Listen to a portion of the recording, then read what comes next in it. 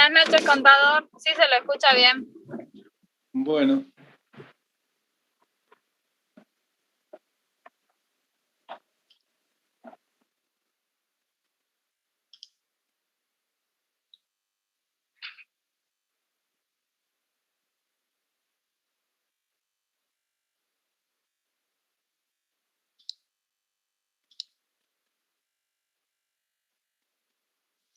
Bueno, vuelvo a reiterarles lo mismo que le dije en la clase anterior.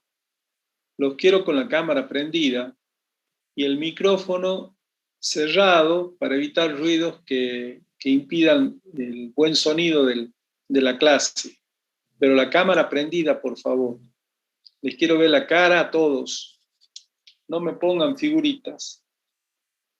Y vamos a seguir manteniendo el mismo mecanismo de consultas a través del chat, y Rosario, la ayudante estudiantil que nosotros tenemos en la cátedra, nos va a ir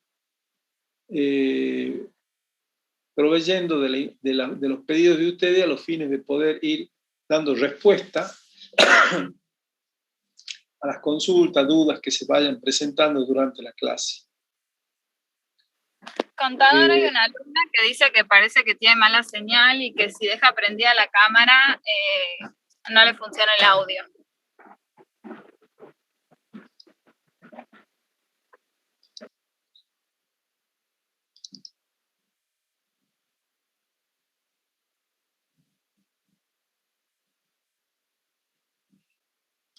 Bueno,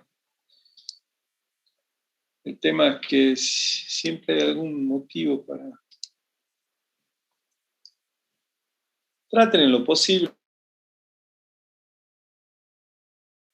de estar en algunos lugares, no importa que compartan algún lugar entre dos alumnos, que puedan estar con la cámara y puedan estar consultando y puedan estar pendientes de todas las cosas que suceden en la clase. Si no, esta clase, o todas las clases que tratamos de dar en forma virtual, no sirven, no les sirven. Sí, además recuerden que también para los parciales, controles de lectura, todo necesitan cámara y micrófono. Sí, o sea que deberían ya tratar de conseguir todos estos elementos que son ya de utilidad y casi, diría, casi indispensable para poder seguir los estudios conforme a lo que nos toca vivir.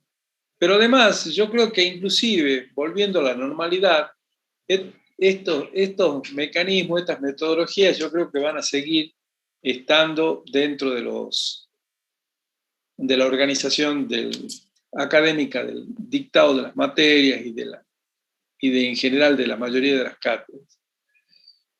Porque también hay que reconocer que nos ha posibilitado estar mucho más cerca y comunicados en forma casi permanentes, cosa que antes no podíamos hacerlo, salvo si concurríamos todos a la universidad y teníamos la clase en forma presencial y formalmente. Bueno, la clase de hoy tiene que ver con el sistema de administración financiera pública. Y vamos a ver lo que hace administración pública y el sistema de administración financiera pública. Antes de comenzar la clase, quiero que ustedes ¿se escucha bien sin ningún problema? Se escucha perfecto. ¿Se ve las cámaras, perdón, las placas, sí, las filminas, todo? Sí, todo sí, se ven bien, todo bien. Bueno, antes de comenzar, si ustedes tienen alguna consulta de las clases anteriores que se dieron la semana pasada, por favor, estamos a disposición.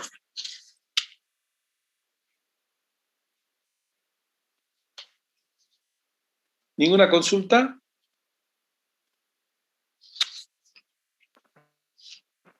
No, por el chat ninguna consulta. Bueno.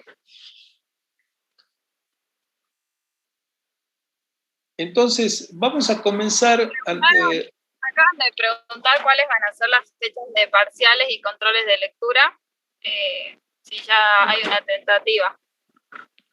Sí, la fecha del parcial, el primer parcial va a ser en mayo, después de la semana de mayo, después de la semana del receso de mayo. El segundo parcial va a ser en julio, después de las vacaciones de julio. La primera semana, el primer día hábil después del receso de mayo, el primer día hábil después de las vacaciones de julio, se va a tomar el parcial, seguramente. Otra pregunta es si las clases se van a dictar de acuerdo al cronograma analítico de la materia. Sí, se están dictando de esa manera. Se están dictando de esa manera. Bueno, no hay más dudas. Bueno, perfecto. Vamos a repasar algunos conceptos vinculados al tema de administración en general, que seguramente ustedes ya lo han visto en la materia respectiva en el primer año de la carrera, creo que hay principio de administración.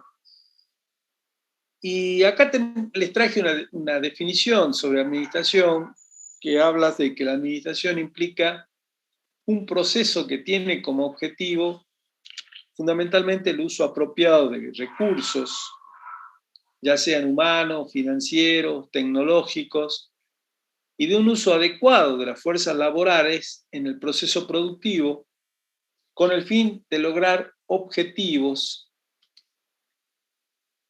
y metas que se han propuesto dentro de la organización. Y todo en el intento de que esos logros se realicen de una manera eficiente y eficaz.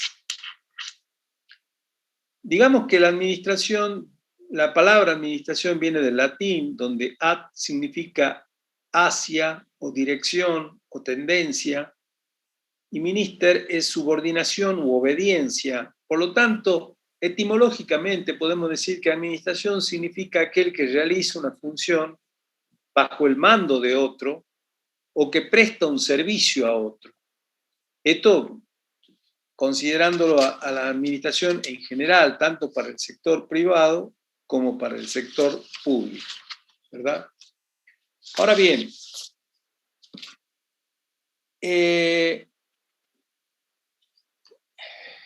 la administración podemos decir que es un proceso, fundamentalmente un proceso que implica 4 elementos fundamentales.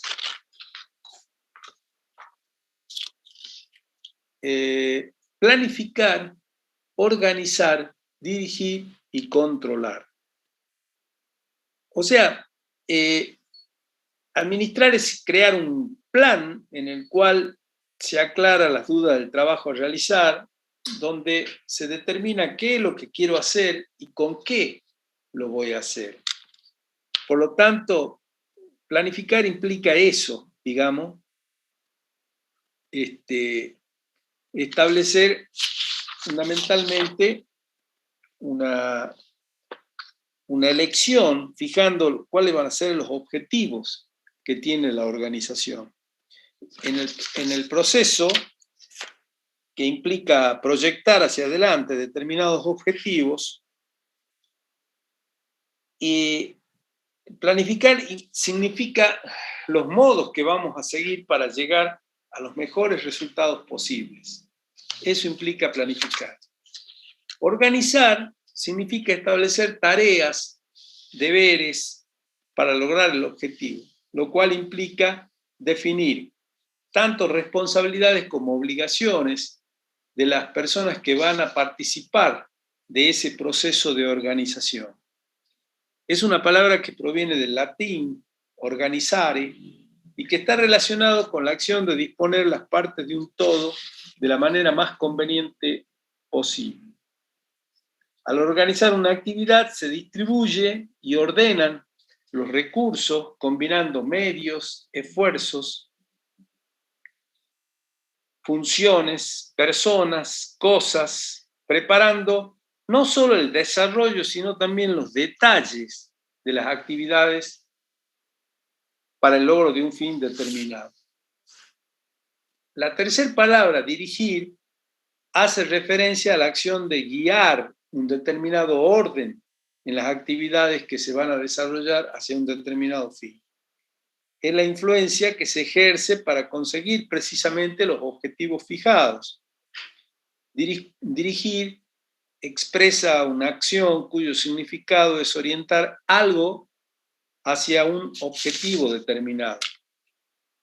Y por último, la palabra controlar, que es medir el desempeño de lo ejecutado, comparándolo con los objetivos y metas que se han propuesto originalmente en la planificación.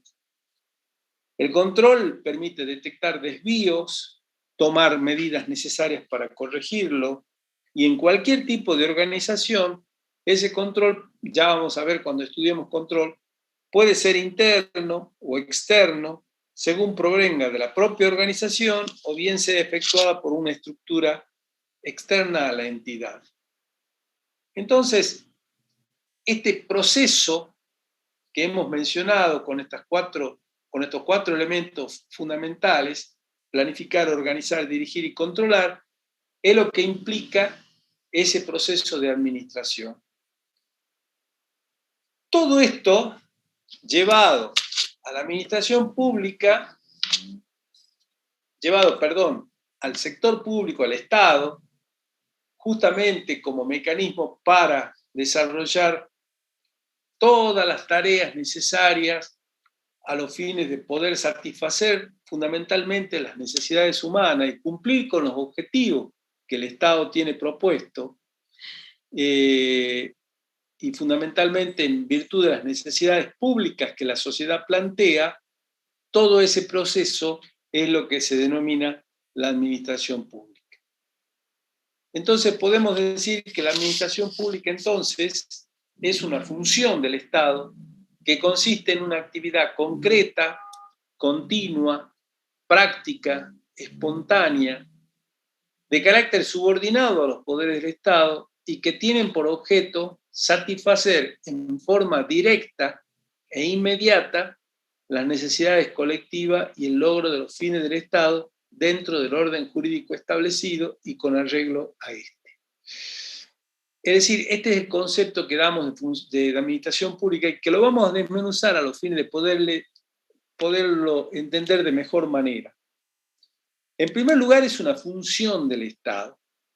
Ya vamos a ver que a pesar de tener dos acepciones el concepto de administración pública, desde nuestro punto de vista, desde lo contable público, siempre la hemos tomado como una función del Estado, la función de administrar, que es una actividad que obviamente está subordinada a los poderes del Estado. Recordemos que la administración pública se cumple precisamente a partir de decisiones que toman quienes tienen la conducción del Estado y que son precisamente las autoridades políticas electas por el ciudadano a partir del mecanismo del sufragio y que son los que en definitiva le dan el rumbo a cuáles son las decisiones que se van a llevar a cabo, se van a programar, se van a establecer para justamente cumplir con el objetivo de satisfacer las necesidades públicas.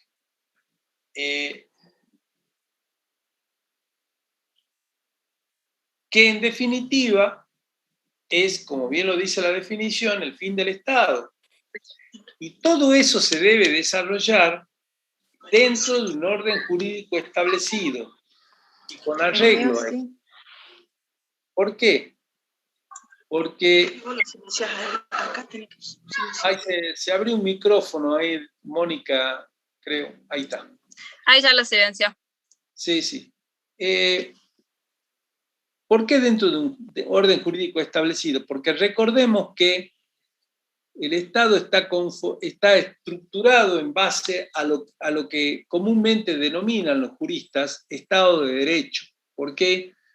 Porque todas las reglas establecidas para la mejor convivencia social son precisamente normas jurídicas, que parten de la Constitución, pero que además tienen, ¿no es cierto?, otras jerarquías, como otras de menor jerarquía, como las leyes, decretos, resoluciones, que van de alguna manera ordenando los mecanismos de convivencia, de relacionamiento entre los ciudadanos que integran la sociedad y que permiten establecer lo que se denomina ese orden jurídico, que debe sostener al Estado, que debe además respetarse también en la función de la administración pública que desempeñan los funcionarios públicos que trabajan activamente precisamente en el sector administrativo del Estado, en lo que normalmente decimos que es la hacienda pública y que lo vieron en la clase del miércoles con el profesor Costa. ¿Hasta acá alguna consulta? No, no hay ninguna duda. Estaban hablando por el chat porque todos los chicos empezaron a poner sus datos, pero no es necesario. Bueno, hay dos conceptos fundamentales de la administración pública que se dan normalmente. Los juristas lo ven desde un punto de vista formal como una entidad que administra, como un organismo que ha recibido la competencia y los medios necesarios. Y este concepto es el que de alguna manera está trasladado al común de la gente. Cuando uno le pregunta a cualquier persona que es empleado público, ¿dónde trabajas? Y dicen en la administración pública, como si la administración pública fuera una estructura, fuera una entidad que administra. Y es el concepto que le ha dado normalmente la doctrina jurídica, como una entidad que administra o como un organismo que ha recibido competencias para desarrollar una tarea dentro del Estado. En cambio, desde el punto de vista contable público, nosotros lo vemos como una actividad, como una función, como una actividad de gestión, porque entendemos que la estructura a la que hace mención la doctrina jurídica, nosotros la llamamos hacienda pública, ¿sí?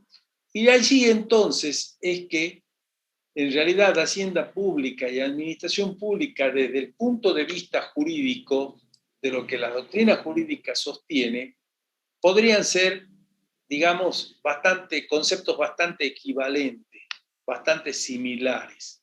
Es decir, porque se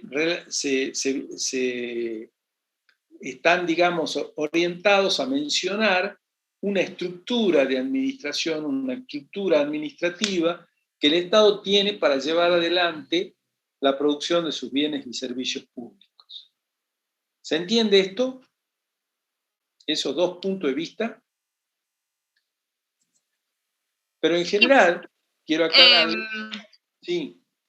Hay una consulta, ¿podemos decir entonces que desde el punto de vista formal es erróneo? No, no es erróneo. No es erróneo porque ustedes además van a encontrar en buena parte de la doctrina jurídica la administración pública como una entidad que administra, como una estructura de administración del Estado. Entonces no quiero para nada inculcarles el concepto exclusivo de lo contable, porque también hay que ver que mucha de la bibliografía que nosotros normalmente accedemos tiene una orientación jurídica. Por lo tanto, cualquiera de los dos conceptos es válido. Simplemente yo les aclaro que para la contabilidad, en realidad la administración pública es una función y es un concepto que lo medimos desde el punto de vista material. Pero lo otro no está errado, para nada, no es erróneo. Simplemente les digo que desde el punto de vista formal, entonces, podemos decir que la administración pública tiene un concepto muy similar al que ustedes vieron de hacienda pública en la clase pasada. ¿Está claro ahora? Sí, entonces la administración pública se puede estudiar desde distintos puntos de vista. En realidad se lo estudia desde un solo punto de vista, de lo que es todo el proceso de administración dentro del Estado. Al menos así lo estudiamos, lo vamos a estudiar nosotros, pero eso no quita que no podamos mencionarlo también al concepto como la estructura administrativa del Estado. ¿Mm? ¿Algo más? Sí, desde el punto de vista formal es lo que sería la estructura. Claro, sí. Ok. No, nada más entonces. Y es lo que se asimilaría, repito, al concepto de hacienda pública que ustedes vieron. O sea, la estructura administrativa que el Estado tiene para llevar adelante la producción de bienes y servicios públicos que le brinda la comunidad. ¿Sí? Bueno, ¿cuáles son los elementos de la administración pública? En primer lugar, los medios personales o personas físicas, que son aquellos que trabajan en la función pública y que de alguna manera podemos mencionarlo como funcionarios o agentes públicos o funcionarios o agentes del Estado. En segundo lugar, los medios económicos, que son sin duda los recursos que parten de los tributos fundamentalmente, o sea, impuestos, tasas, contribuciones que el Estado percibe o recauda de las actividades privadas. Y esos medios económicos van a dar lugar, por supuesto, a la constitución de lo que es el patrimonio del Estado, o con el que la administración pública va a hacer frente precisamente a su función de llevar adelante el proceso de satisfacción de necesidades públicas. Luego está la organización y ordenación racional de todos esos medios, tanto económicos como personales, que lo dan las técnicas, lo dan los procedimientos que se establecen precisamente en la organización pública a los fines de poder producir los bienes y servicios que se le brinda a la comunidad. Luego van a estar los fines, que son los principios de la entidad pública. En definitiva, los fines están vinculados, ¿no es cierto?, a la satisfacción de las necesidades. Cada organismo tendrá un fin concreto en función, ¿no es cierto?, de la actividad que desarrolle ese organismo. Supongamos el registro civil tendrá como fin brindar el servicio de registros de nacimiento, de registros de matrimonio, de registros de defunciones. El Instituto Provincial de la Vivienda tendrá como fin la construcción de viviendas económicas a las que puedan acceder la gente de escasos o pocos recursos, ¿no es cierto? Y así sucesivamente con casi todos los organismos que tienen una misión y una función concreta. Ahora, toda esa actuación que se lleva adelante por parte de la administración pública debe ser lícita dentro de una competencia establecida en el órgano actuante. ¿Qué significa esto? Que todo órgano tiene una competencia, una facultad, precisamente en función del fin que persigue ese organismo, ¿sí? Y por lo tanto, la competencia le está dada por el decreto de creación del organismo, por la estructura misma del Estado, ¿no es cierto?, que establece cuáles son las funciones de cada ministerio, y cada ministerio a su vez de cada uno de los organismos que pertenecen a cada ministerio, y esa competencia, esa atribución que el organismo tiene, debe ser obviamente lícita, ¿no es cierto? No puede haber una competencia fuera o al margen de la ley. ¿Qué característica tiene la administración pública? La administración pública busca satisfacer las necesidades de la comunidad. Ya lo sabemos a eso y ya lo tenemos establecido como objetivo primordial del Estado, que utiliza precisamente a la administración pública para llevar adelante esa satisfacción de necesidades. La normativa jurídica es la base donde se fundamenta, volvemos sobre lo mismo, ¿no es cierto?, que se debe respetar ese orden jurídico. Su estructura es compleja, ya que abarca gran parte de los organismos públicos. Ustedes saben que el Estado desarrolla funciones de diferentes índoles. Ya lo dijimos la vez pasada, cuando dijimos que el sector público era muy heterogéneo, porque cumple funciones brindando servicios de salud, servicios de educación, brindando servicios económicos, servicios administrativos exclusivamente, o servicios de producción de bienes y servicios que le brinda a la comunidad, que en definitiva la complejan, obviamente, por esa variedad tan heterogénea que tiene de funciones o de actividades que desarrolla precisamente para cumplir los fines sociales. Por otra parte, garantiza los derechos de los ciudadanos, porque se supone que hay una Constitución que establece las normas básicas y fundamentales y las reglas fundamentales para la buena convivencia de la sociedad. Y por lo tanto, la administración pública debe ser respetuosa precisamente de esas normas que se establecen allí.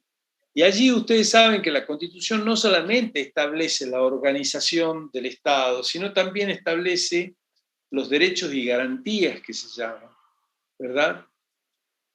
Para lo cual tienen los ciudadanos precisamente para desenvolverse en la vida pública de una sociedad determinada, en un estado como el nuestro, como el argentino, o como el de la provincia de Salta, o como el del municipio de la capital. En todos ellos, nosotros como ciudadanos tenemos obligaciones que cumplir, y vaya si las tenemos, en algunos casos muchas veces ignoradas por los ciudadanos que no quieren cumplir esas obligaciones, como el de pagar impuestos, el de respetar la convivencia, el respetar determinadas normas de salubridad, normas de tránsito, normas de convivencia social en definitiva. Pero también tenemos derechos, y bastantes derechos que implican, ¿no es cierto?, el derecho a la libertad, el derecho a la igualdad, el derecho a la salud, el derecho a la educación, que ya son derechos básicos también contemplados en la propia Constitución. Las decisiones se toman en equipo y no por una sola persona, porque en general en el Estado hay toda una organización bastante importante, y aunque parezca que habría una sola autoridad que es el gobernador, no lo es tan así, porque ustedes saben que muchas de las decisiones se toman a partir de los directores de organismos, se toman a partir de los secretarios de Estado, se toman a partir de los ministros de cada área de gobierno, y el gobernador interviene tan solo en las grandes decisiones. Por lo tanto, no es una sola persona la que toma las decisiones en definitiva. Las toma un gran equipo que forma parte del equipo de gobierno, que lo elige el propio gobernador cuando designa a sus ministros, los que a su vez designan a sus secretarios de Estado, directores de organismos y demás funcionarios con capacidad de decisión precisamente. Y los atributos de la administración pública, dice, se las da el Estado. Sí, porque el Estado en la organización, a través de la Constitución y de la ley, es el que les da los atributos a la administración para que actúe, funcione y lleve a cabo todas sus actividades conforme precisamente a esa organización jurídica que el Estado tiene, ¿verdad? ¿Hasta acá alguna consulta? No, contador, ninguna pregunta. Bueno.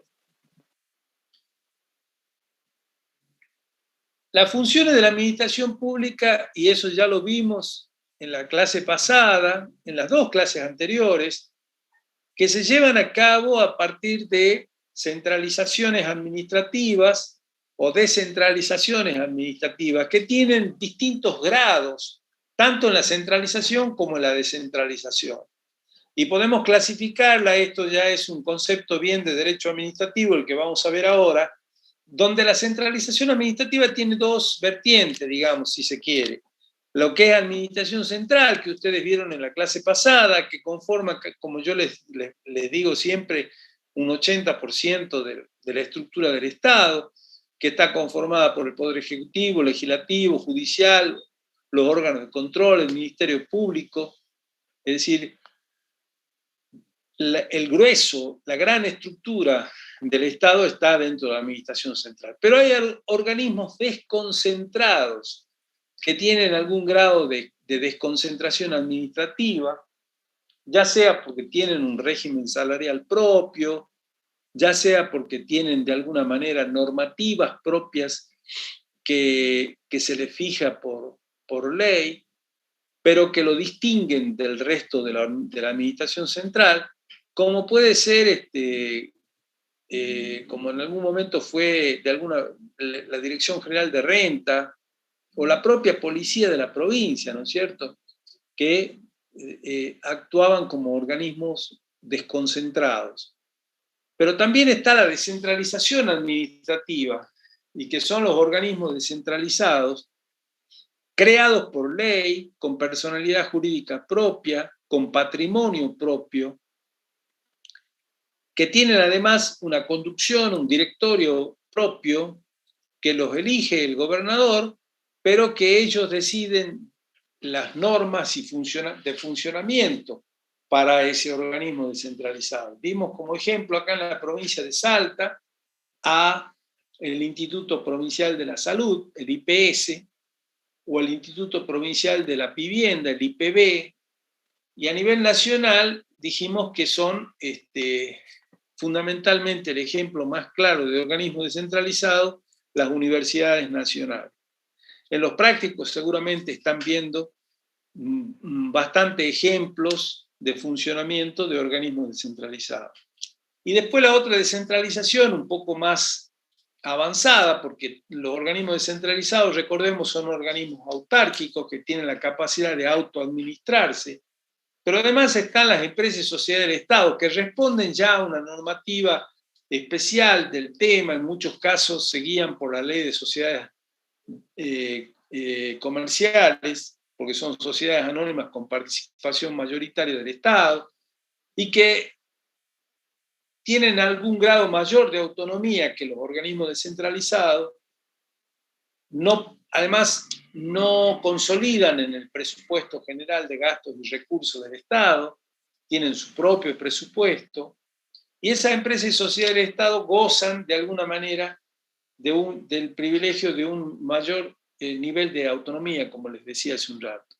Ejemplos nacionales, ya dijimos, YPF, Aerolíneas Argentinas, la TV pública, por ejemplo, y en la provincia, que no están constituidas como empresas del Estado, sino como sociedades del Estado. Vimos el ejemplo del tomógrafo Salta, de Teleférico Salta, entre otros ejemplos de sociedades del Estado que funcionan en el régimen provincial. Contador, hay una pregunta. Sí. ¿Los organismos desconcentrados tienen hacienda privada? ¿Cómo? Si los organismos desconcentrados tienen hacienda privada. ¿Qué hacienda privada? No, los organismos desconcentrados son administración central que tienen algún nivel de mayor desconcentración administrativa, nada más. Pero son más públicos que los descentralizados y que las empresas del Estado incluidas. No estamos hablando acá de hacienda privada ni entidades privadas, estamos hablando de todo lo que es entidades públicas.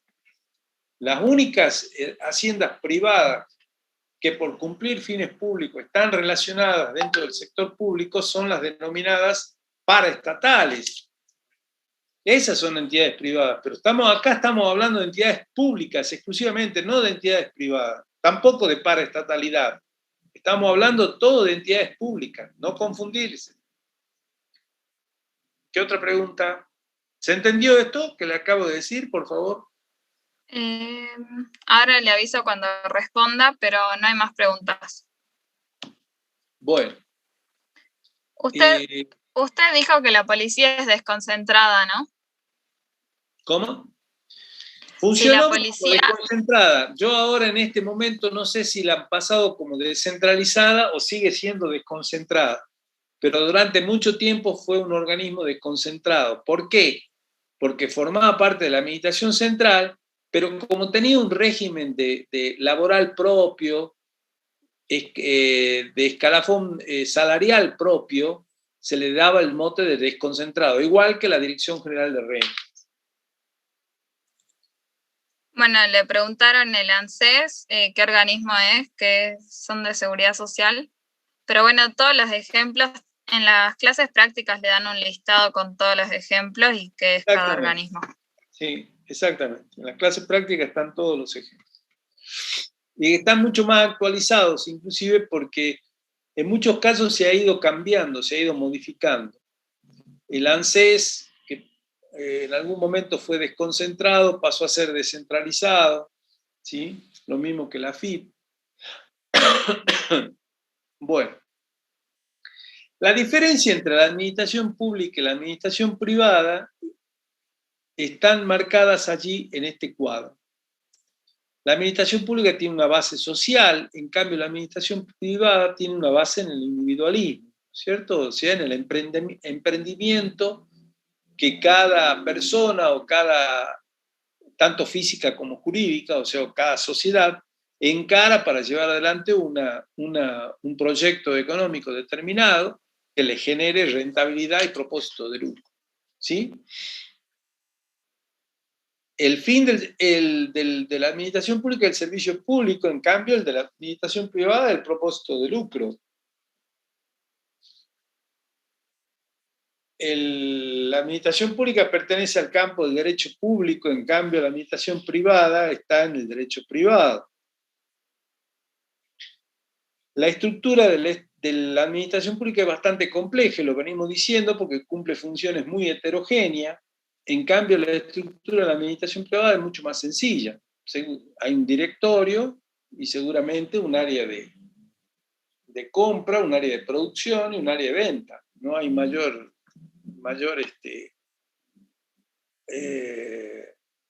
complejidad, digamos.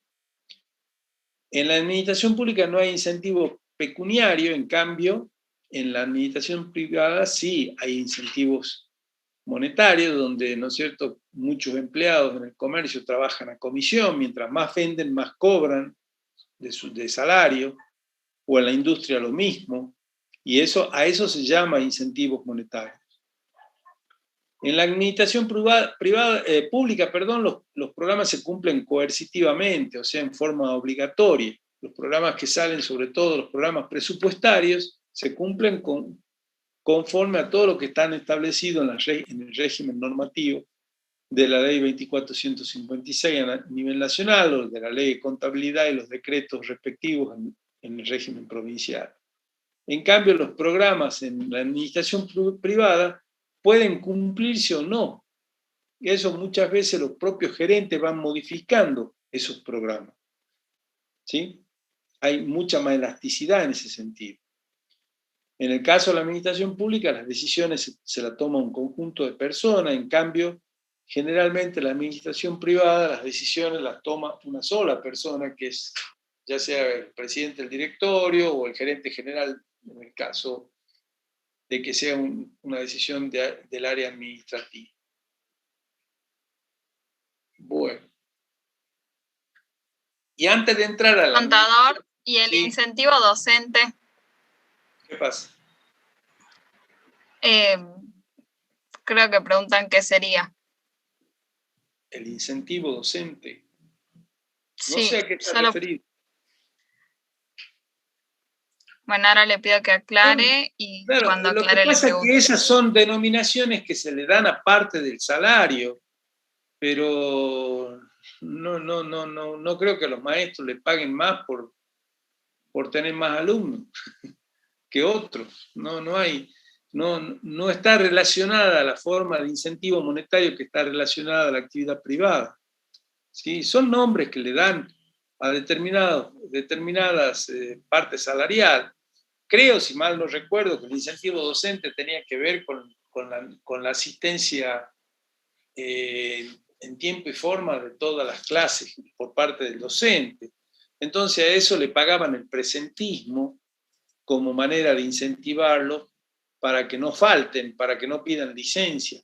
Pero eso no tiene nada que ver con lo que yo me estaba refiriendo, porque lo que yo me estaba refiriendo, el incentivo monetario que tiene la actividad privada, está vinculada a la mayor comercialización, o sea, la mayor venta por parte de los comercios, la mayor producción por parte de la industria, ¿sí? Que no es lo mismo, no es lo mismo. Esto es un incentivo más bien vinculado a la presencialidad, para que no falten y evitar de alguna manera el ausentismo, que es un grave problema sin duda dentro del sector docente, pero no a la producción, digamos.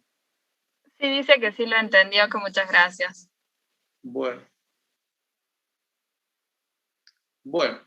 ¿algo más? No, nada más. Ahora, todo lo que hace a la administración pública en los últimos años, yo les decía en la clase anterior que ha venido evolucionando y desarrollándose de una manera bastante significativa, incorporando además técnicas y procedimientos de trabajo, fundamentalmente del área privada, que han ido enriqueciendo, que han ido posibilitando que la administración pública trabaje de una manera mucho más racional, si se quiere, en estos últimos tiempos. Todo ese proceso de modernización del Estado, de incorporación de técnicas y procedimientos nuevos, es lo que se ha dado en llamar la nueva gestión pública y que apareció por allá por finales del siglo XX, perdón, y que adquirió en estos 20 años del siglo XXI que vamos viviendo bastante significatividad. Las características que esa nueva gestión pública tiene es que comenzó a gestionarse por objetivos.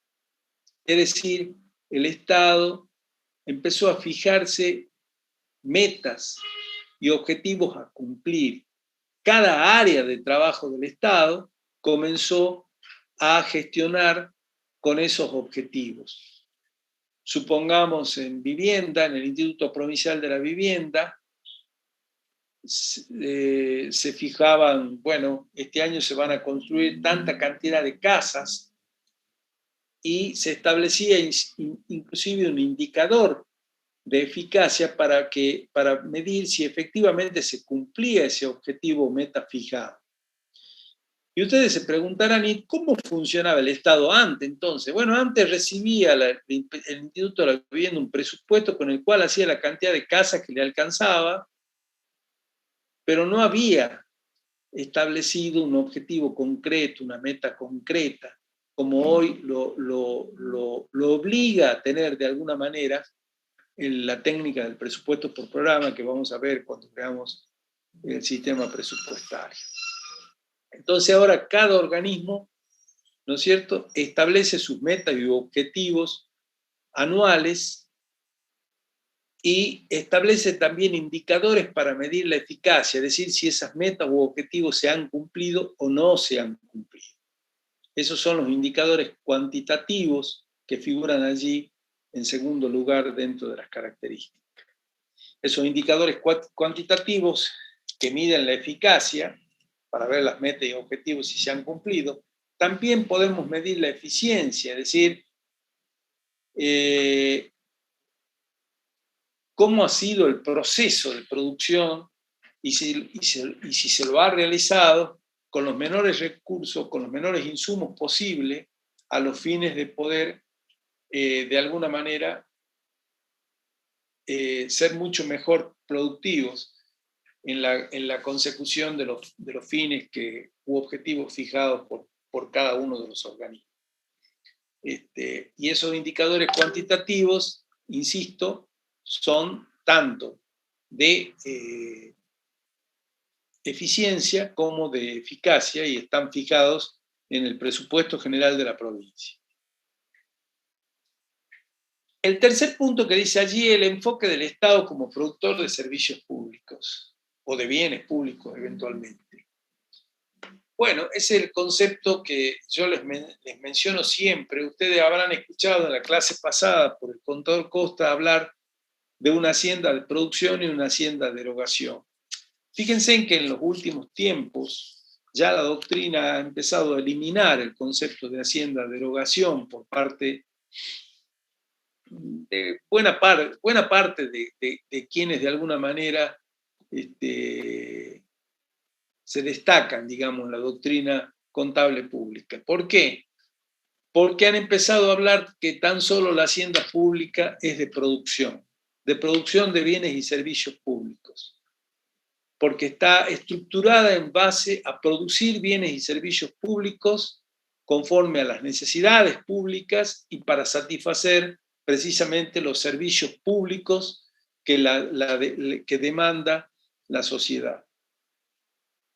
Implica el productor de servicios públicos, el enfoque del Estado como productor de servicios públicos implica el llevar adelante esta técnica del presupuesto por programa, que de alguna manera es muy, muy básica y significativa en este replanteo de la nueva gestión pública.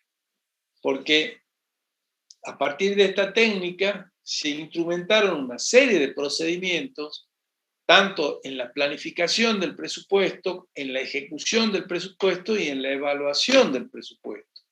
Y eso ha permitido, ¿no es cierto?,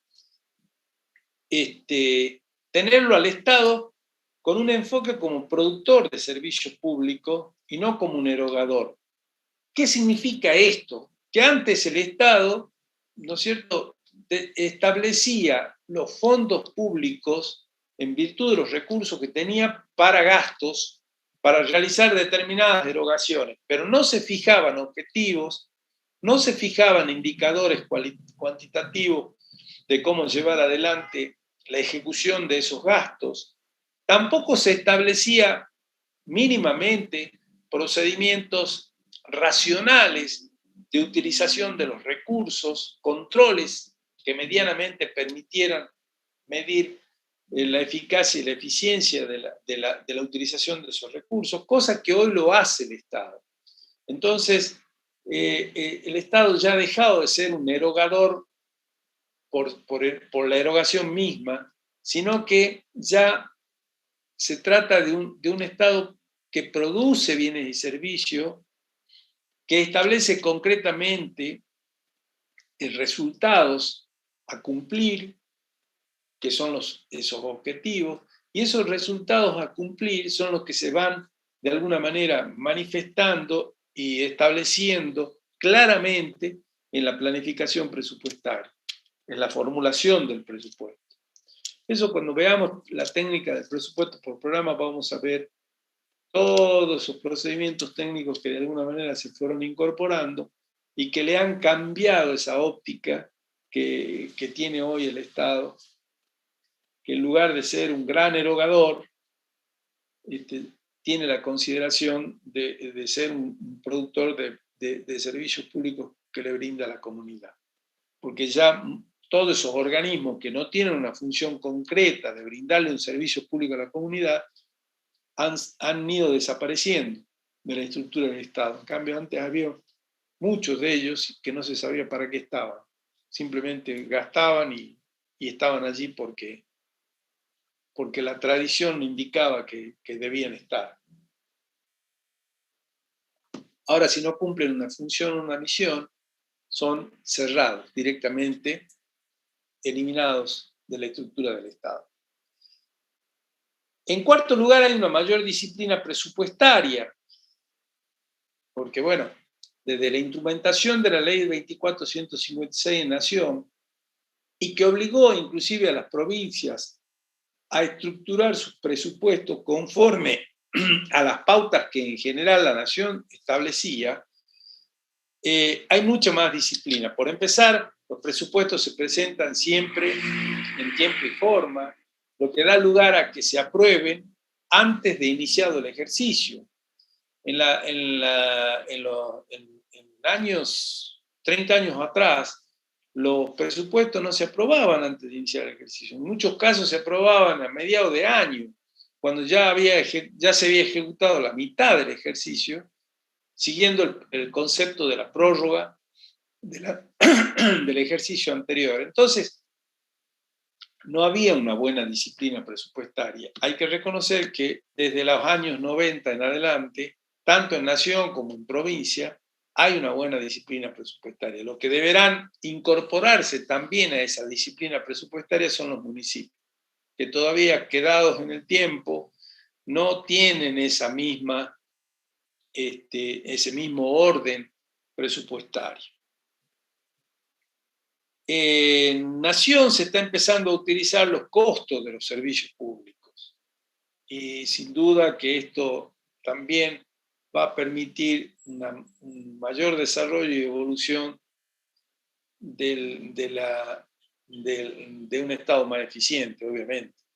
Al tener los costos, el Estado puede entonces tomar una serie de decisiones vinculadas a achicar esos costos y permitir de esa manera que se brinden los servicios de una manera mucho más eficiente. Hay mucho para hacer todavía, pero hay que reconocer que en estos últimos 20 años, 30 o 25 años, perdón, se ha evolucionado bastante en el campo público en materia de administración y gestión. Por lo tanto, es lo que yo les trato de explicar, porque bueno, quizás todos ustedes nacieron ya con este proceso en marcha, o muchos de ellos con el proceso ya avanzado. Pero antes la administración pública era otra cosa, muy distinta a la que hoy funciona conforme a estas normativas nuevas. Se usa la evaluación como instrumento para mejorar el proceso, que son los indicadores de gestión, y además este último punto, que también tiene contemplada la nueva gestión pública dentro de lo que es la doctrina, el uso de incentivos en los salarios públicos, no ha llegado todavía a nuestro país.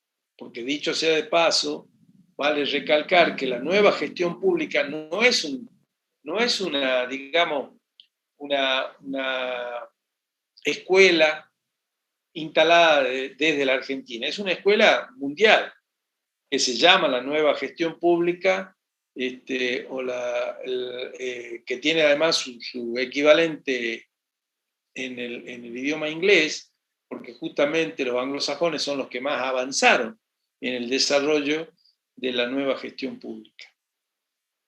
Y ellos ya sí están trabajando con el uso de incentivos en los salarios públicos, precisamente para incorporar un elemento más a la incentivación de la producción pública. Pero acá todavía en la Argentina no. Contador, una pregunta. Sí. ¿De qué manera influyen los costos en el hecho de brindar servicios eficientes? Porque al hecho de saber los costos, indudablemente, como le sirven a cualquier empresa privada, se puede tomar decisiones para mejorar precisamente esos costos, de tal manera que los insumos resulten más económicos, el proceso de producción pública resulte más económico y se pueda abaratar de alguna manera esos costos, lo cual permita ser mucho más eficiente al Estado. Es un proceso que está en marcha, no digamos que ya se han instrumentado en todo el país, ni tampoco en toda la nación. Ha empezado el régimen nacional a instrumentarlo en algunos servicios. Bueno, es de esperar que en los próximos años se continúen con ese proceso en todos los servicios que presta el Estado nacional y por supuesto se vaya incorporando también en las provincias, ¿no?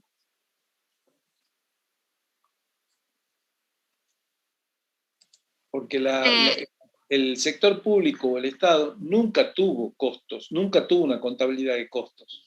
Ustedes estudian contabilidad de costos precisamente, pero para el sector privado, no para su aplicación en el sector público. Sí.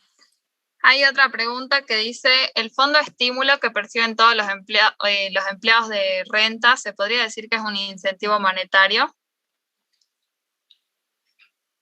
Sí, puede denominarse como una suerte de incentivo monetario, sí, de incentivo en los salarios públicos, sí, porque está en función de la recaudación, de la mejor recaudación que haga la Dirección de Renta.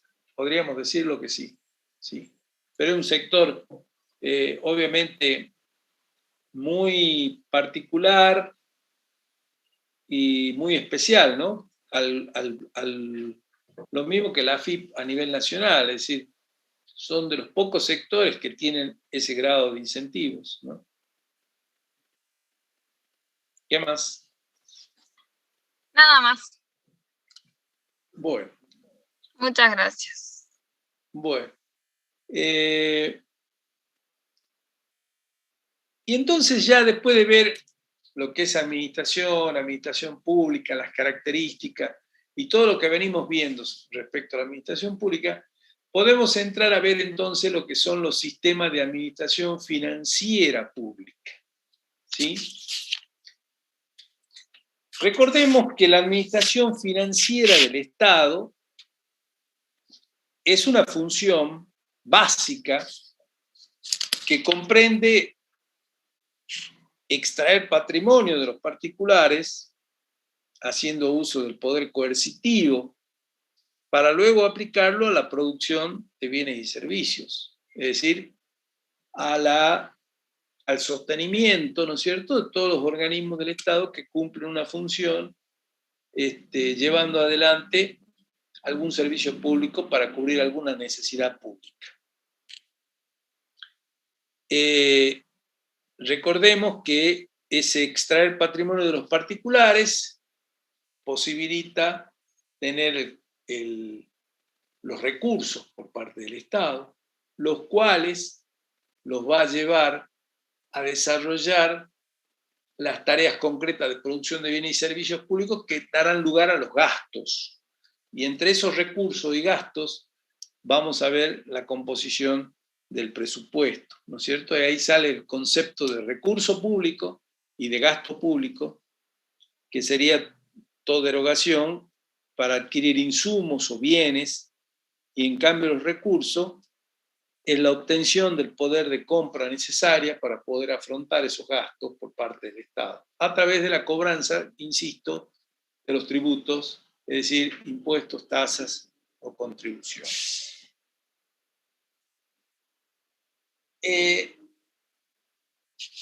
¿Cuáles son los antecedentes históricos de la administración financiera pública? Digamos que en principio el Estado argentino, digamos, comienza a funcionar desde 1853. Previo a eso hay un régimen, un periodo colonial en primer lugar, luego un periodo independiente desde 1810 hasta 1860, bastante anarquía, sin gobierno nacional, tan solo con gobiernos provinciales, sin organización del Estado nacional, por lo tanto, donde directamente muy pocos antecedentes podemos rescatar de esos tiempos. Sí, a partir de la organización que se da en 1860, donde se dicta lo que se denomina la primera ley de contabilidad y tesorería, que es la ley 217, que se dicta en el año 1860.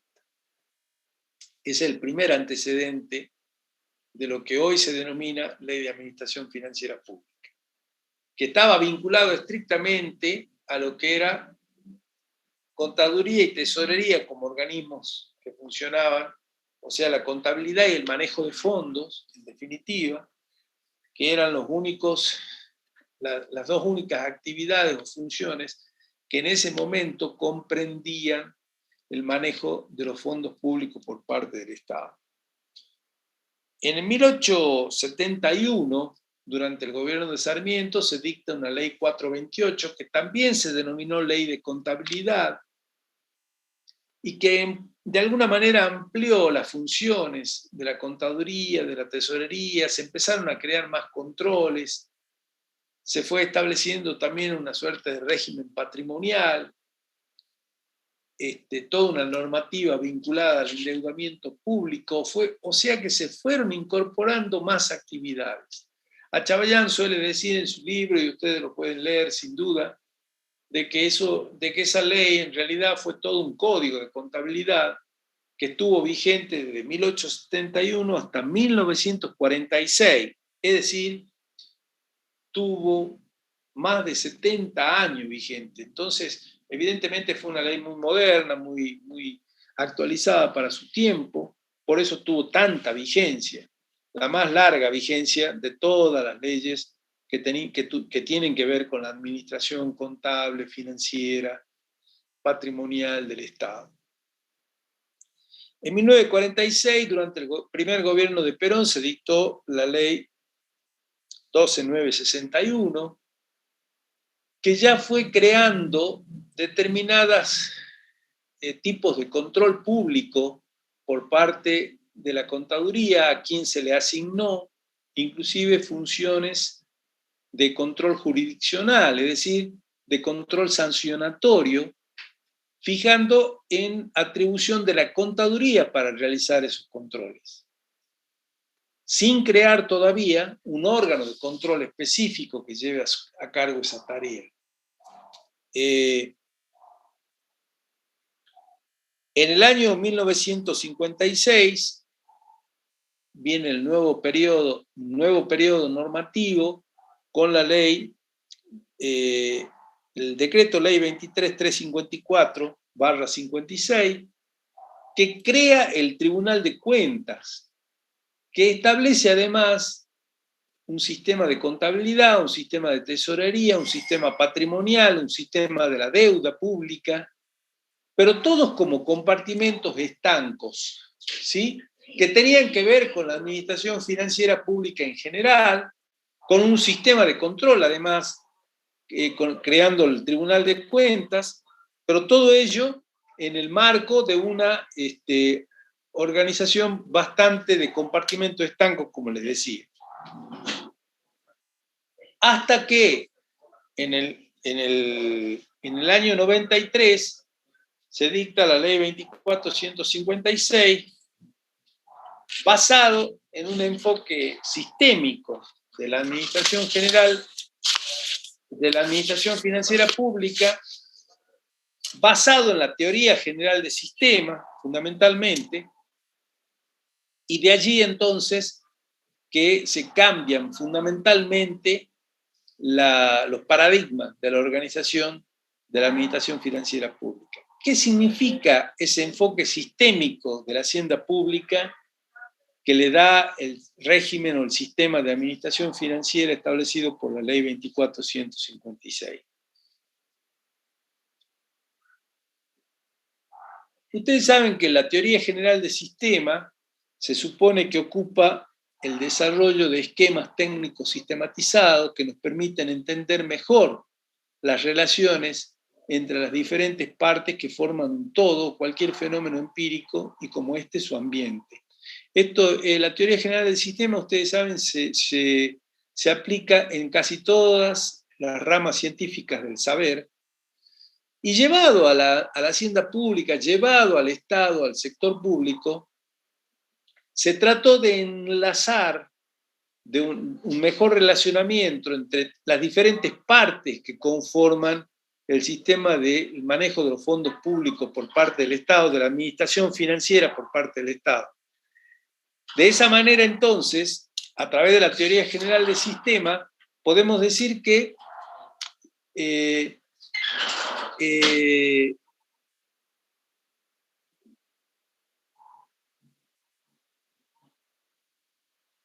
se instrumentó en el Estado un manejo sistémico basado fundamentalmente en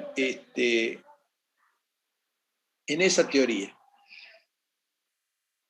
Como ejemplo de clase de sistema, podemos decir que hay sistemas naturales o hay sistemas creados por el hombre, todo sistema contiene otros sistemas, los subsistemas, todos los integrantes de un sistema actúan y operan orientados en función de objetivos del sistema. Eso es lo que caracteriza a este enfoque sistémico, a esta teoría general de sistemas. En el marco de ese enfoque sistémico de la hacienda pública, podemos decir que sistema es un conjunto ordenado de componentes o elementos interrelacionados, independientes e interactuantes, que tienen por finalidad el logro de objetivos determinados en un plan. La teoría del sistema aportó avances muy significativos en diferentes disciplinas. Y bueno, también lo hizo en la contabilidad pública, como podrán apreciar, generando este enfoque sistémico que permite ordenar de mejor manera todas las partes que componen lo que nosotros estudiamos en la contabilidad pública y que tiene que ver, obviamente, con la gestión que se realiza en el Estado. ¿Cuáles son las características de los sistemas? Todo sistema contiene otros sistemas. En este caso, el sistema de administración financiera contiene varios sistemas, que lo vamos a ver enseguida, como el sistema presupuestario, el sistema de tesorería, el sistema de administración de bienes, el sistema de contrataciones, el sistema de contabilidad gubernamental, y el sistema de crédito público. Todos los componentes actúan y operan orientados en función de los objetivos que tiene todo el sistema de administración financiera pública. Y la alteración o variación de una de las partes o de sus relaciones incide en los demás y en el conjunto. Es decir que no sé qué pasa acá afuera, parece que tengo a alguien que está tocando la cocina. Alguna fiesta debe haber. Entonces, volviendo al tema, cualquier problema que surge en alguno de los sistemas va a repercutir en el todo. Y es justamente como consecuencia del funcionamiento de ese enfoque sistémico que mencionábamos. Bajo estas modalidades, entonces, podemos decir que está estructurada la administración financiera gubernamental. ¿Y qué es la administración financiera gubernamental? Pues es todo ese proceso que permite captar fondos y poder aplicarlos en la satisfacción de necesidades públicas. La administración financiera es un sistema que mediante la planificación, obtención, asignación, utilización, registro, información y control persigue la eficiente gestión de los recursos financieros del Estado para la satisfacción de las necesidades colectivas. En este sentido, cuando planificamos, vamos a trabajar con el sistema de presupuesto. Cuando lo obtenemos a esos fondos y lo asignamos, vamos a trabajar con el sistema de tesorería que maneja los fondos concretamente. Cuando lo vamos a registrar y vamos a informar, vamos a trabajar con el sistema de contabilidad. En la asignación o en la obtención también está presente el sistema de crédito público. En la asignación y utilización también está presente el sistema de contrataciones. Y quizás en todos los bienes que participan dentro de esta estructuración estará presente el sistema de administración de bienes. Como verán, todas partes de un todo que se llama sistema de administración financiera pública, que trabaja en forma total y absolutamente interconectado, no como compartimento estanco, que era lo que establecía en su momento la ley de contabilidad. Y ya yendo a la norma que establece este sistema, que es la 24156, podemos decir que el sistema de administración financiera es un conjunto de principios, normas, organismos, recursos, sistemas y procedimientos destinado a la programación, a la ejecución y control necesarios para captar fondos y aplicarlos, o sea, tenerlos como recursos y también como gastos, para la concreción de los objetivos y metas del Estado, precisamente. Esa es la definición que nos da la ley respecto a cómo debe funcionar el sistema de administración financiera pública. En ese sentido, como nos habla de principios, normas, organismos, recursos y sistema y procedimientos, veamos qué significa cada uno de esos conceptos. Y podemos decir que los principios son un conjunto de ideas sustantivas que otorgan coherencia a la interrelación de las distintas partes o elementos sistémicos y representan conceptos básicos que hacen el desarrollo de cada sistema. Cada sistema tiene sus propios principios y ya vamos a estudiar dentro del sistema presupuestario los principios presupuestarios, dentro del sistema de contabilidad los principios de contabilidad, dentro del sistema de contrataciones los principios de contrataciones y así sucesivamente, que son ese conjunto de ideas sustantivas que justamente le dan coherencia a la interrelación de las partes o elementos sistémicos. Son conceptos básicos esos principios.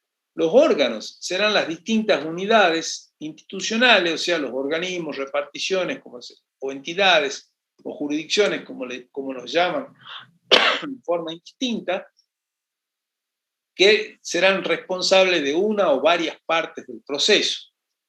¿Sí? Hay órganos que trabajan para la tesorería, hay órganos que trabajan para la contabilidad, hay órganos que trabajan para el presupuesto o para el sistema presupuestario.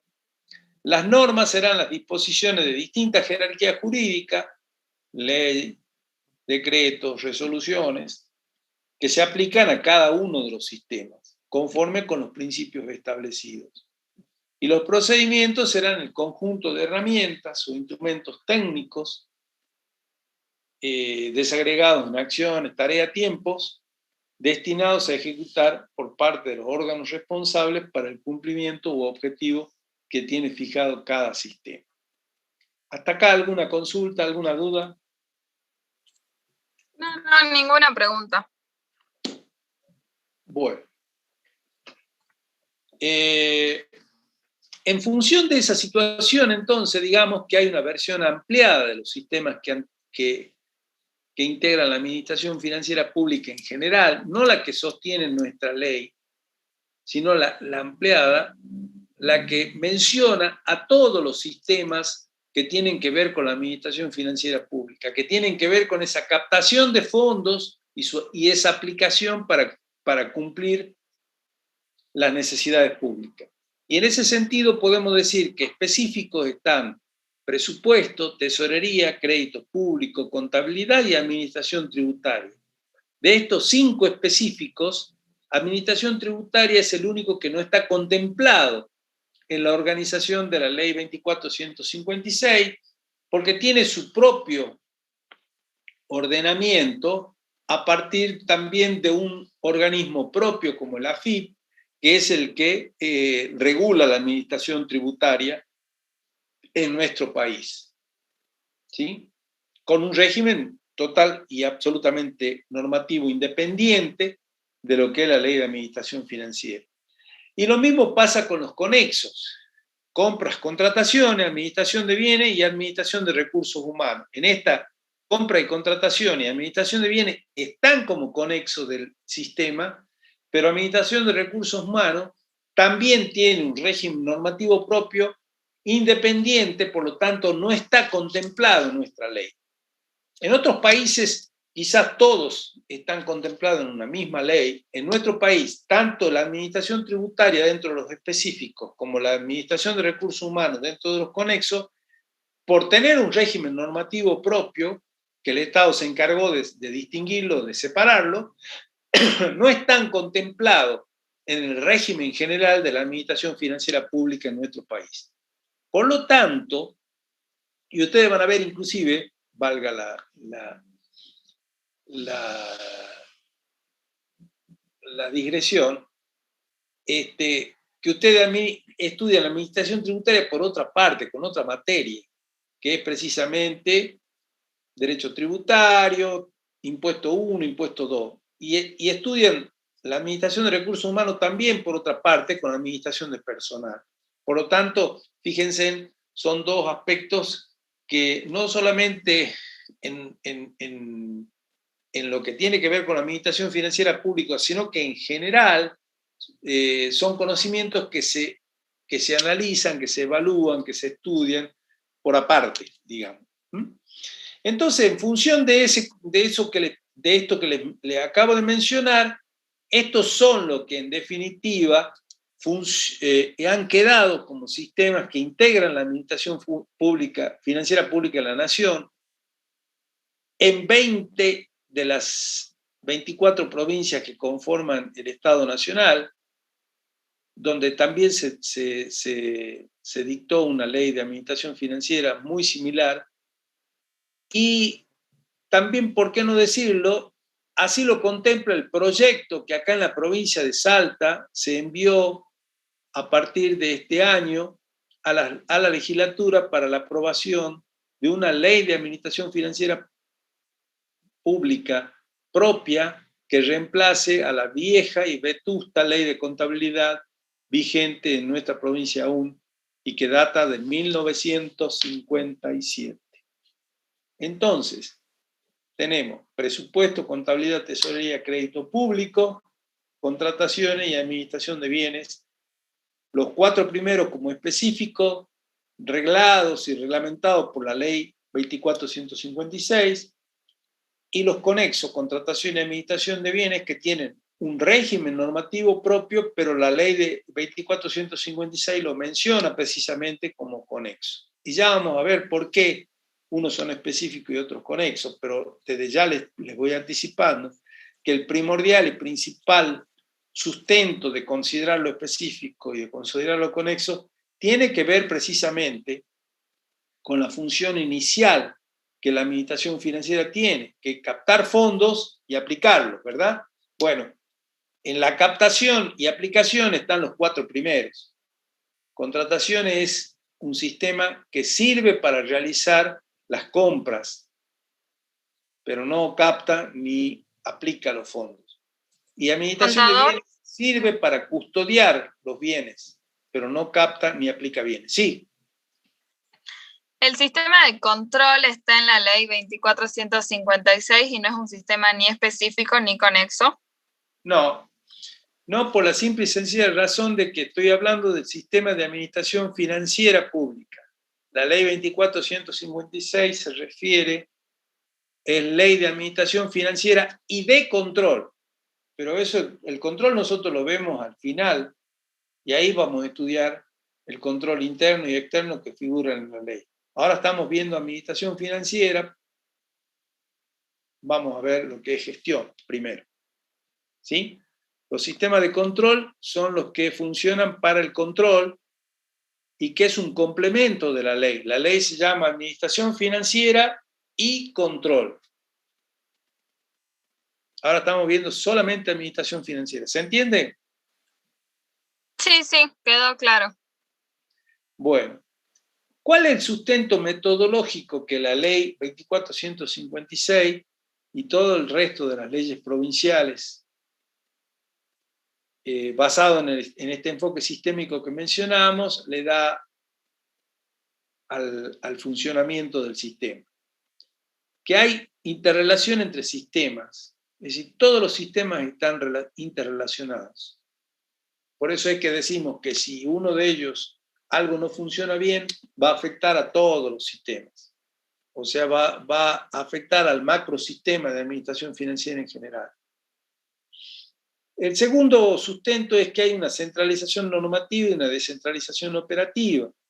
Es decir, que hay un órgano rector que va a dictar las normas y va a dar todas las directivas vinculadas al funcionamiento del sistema, y va a haber una descentralización operativa, es decir, va a haber órganos ejecutores que van a estar instalados en cada uno de los organismos públicos cumpliendo esa función operativa que está descentralizada. Y el sistema integrador de la información financiera va a ser el sistema contable, o sea, el sistema de contabilidad gubernamental, como se llama.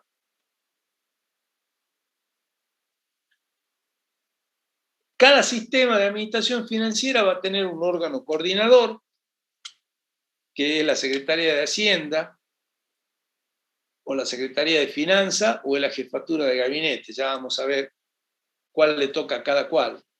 Va a haber órganos rectores de cada sistema y va a haber órganos operativos, que van a ser los servicios de administración financiera, o SAP, de cada jurisdicción o entidad, o sea, de cada organismo o repartición pública. El sistema presupuestario tiene como órgano coordinador a la Secretaría de Hacienda. El sistema de contabilidad tiene como órgano coordinador a la Secretaría de Hacienda. La Tesorería General tiene como órgano coordinador a la Secretaría de Hacienda. Y Crédito Público es el único que tiene como órgano coordinador a la Secretaría de Finanzas. Y estos son los órganos rectores. La Oficina Nacional de Presupuesto en el sistema presupuestario, Contaduría General en la contabilidad, Tesorería General en tesorería y la Oficina Nacional de Crédito Público en crédito público.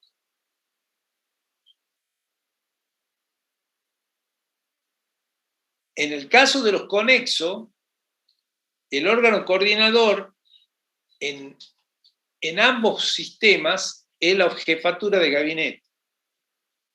El órgano rector en contratación es la Oficina Nacional de Contrataciones y en administración de bienes la Agencia de Administración de Bienes del Estado, que reemplazó a la Oficina Nacional de Administración de Bienes que funcionó hasta el año 2012. Todo esto lo van a repasar bastante en los prácticos de esta semana, así que lo van a ver inclusive bastante de una manera mucho más operativa. Además, la ley contempla los órganos rectores y operativos de los sistemas de control, como bien lo mencionó Rosario, que no lo vamos a ver todavía, que lo vamos a ver cuando veamos la tercera y última parte de la materia que hace al control, y que tiene como sistema de control interno a la Sindicatura General, como sistema de control externo a la Auditoría General. La Sindicatura además tiene unidades de auditoría interna que funcionan en cada jurisdicción, similar a los SAF que mencionábamos como órganos operativos en los distintos sistemas. La auditoría no, la auditoría está todo centralizado, ¿sí? ¿Cuál es el rol de los órganos rectores?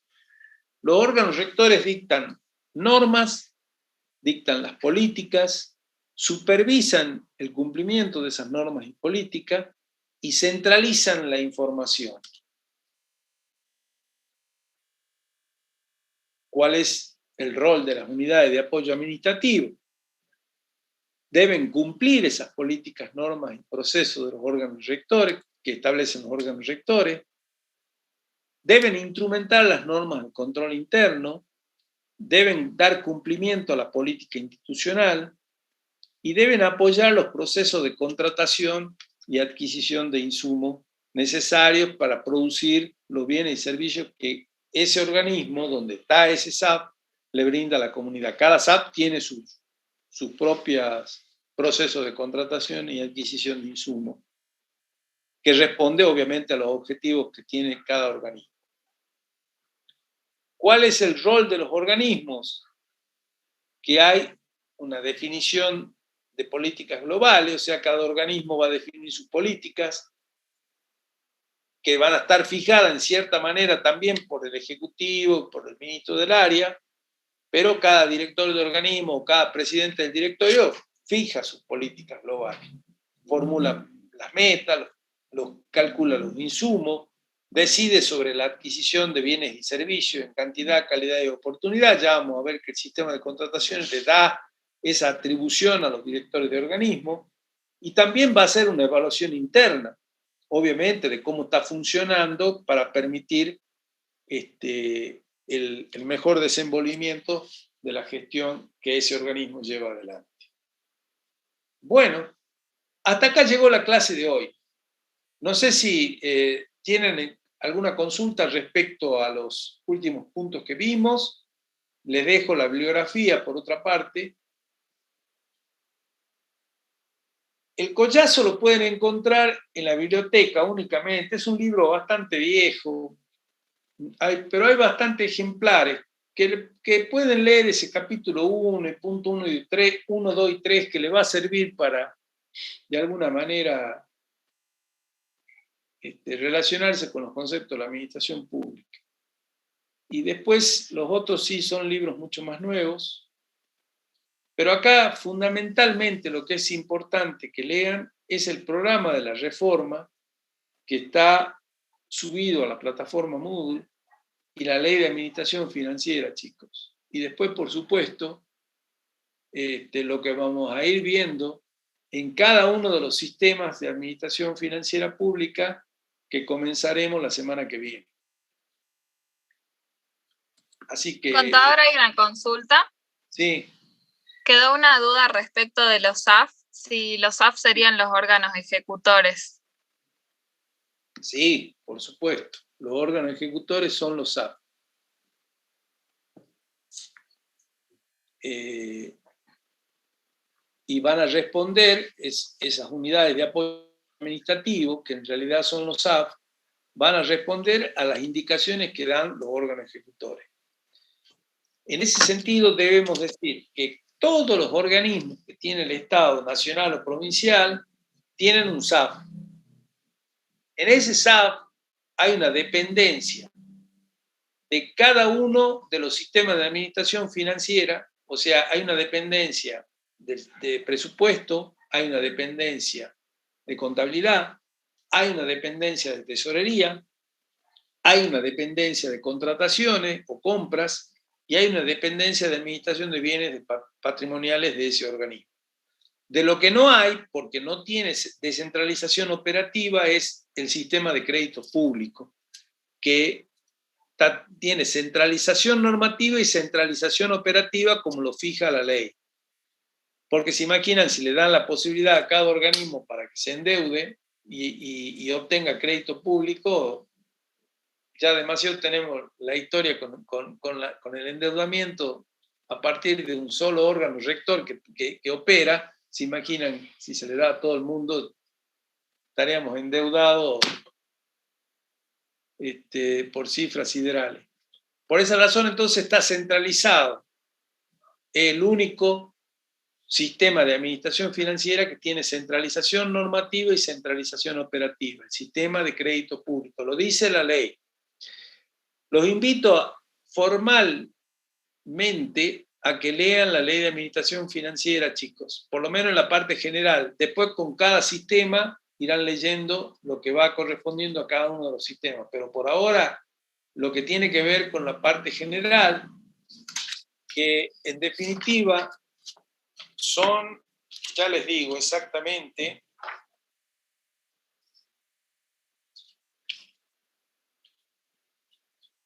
son 10 artículos. Los primeros 10 artículos de la ley son los que tienen la parte general. Vayan leyendo esa parte. Y después, bueno, ya vamos viendo cada uno de los sistemas. ¿Qué otra consulta más? Hay dos preguntas. Sí. Bueno, hablando de los sistemas, ¿por qué la ley separa entre sistemas anexos y conexos? Si unos son más importantes que otros, ¿o a qué se debe esto? En realidad no son anexos ni conexos, son sistemas. Fíjense el nombre que le da la ley, específicos y conexos. Y es lo que traté de explicar hace un rato. Los específicos, recuerden la definición de administración financiera pública, ¿sí? Que es un sistema mediante el cual se planifica, se obtiene, se asigna, se utiliza, se registra, se informa y se controla la gestión de los recursos financieros. En esa función, ¿quiénes cumplen específicamente esa tarea? son estos 5, de los cuales la ley contempla 4, ¿verdad? Presupuesto, contabilidad, tesorería y crédito público. Los conexos complementan esa tarea, pero no la cumplen efectivamente. Contrataciones se dedica exclusivamente al sistema por el cual se va a seleccionar a los contratistas, pero en realidad los fondos que se van a aplicar para las contrataciones los maneja la tesorería. Las partidas presupuestarias que le van a asignar a esas compras lo maneja el sistema presupuestario o eventualmente el sistema de crédito público también. ¿Sí? Y la registración de eso no lo va a hacer contrataciones, lo va a hacer el sistema de contabilidad. Por eso son específicos estos 4 sistemas. Porque además estos 4 sistemas específicos son los únicos que le van a brindar información a la contabilidad. Contrataciones y administración de bienes no le brindan información a la contabilidad. ¿Por qué? Porque contrataciones, como le dije, se dedica a seleccionar cuál va a ser el contratista. Administración de bienes se dedica a custodiar los bienes que tiene cada organismo. Pero no informan a la contabilidad, porque si tuvieran que informar a la contabilidad, se estaría duplicando la información, porque toda la información de las compras ya la tiene presupuesto o la tiene tesorería. Y toda la administración de los bienes que están en poder del organismo que está custodiando administración de bienes, ya lo tiene también presupuesto, tesorería o contabilidad registrados. Esa es la razón por la cual hay sistemas específicos y sistemas conexos. ¿Algo más? No hay más dudas. Bueno. Nos vemos entonces, el miércoles van a tener clase de presupuesto y nosotros nos volvemos a ver el lunes entonces próximo a la noche cuando ya comencemos sistema presupuestario. Les recuerdo la bibliografía para que tomen nota. Cualquier duda o consulta, ya saben. ¿Nada más? ¿Ninguna pregunta más? No, contador, ninguna pregunta más. Muchas gracias, profe. Buenas noches, buenas noches. Bueno, buenas noches. Adiós. Hasta luego. Nos vemos. Chaucito.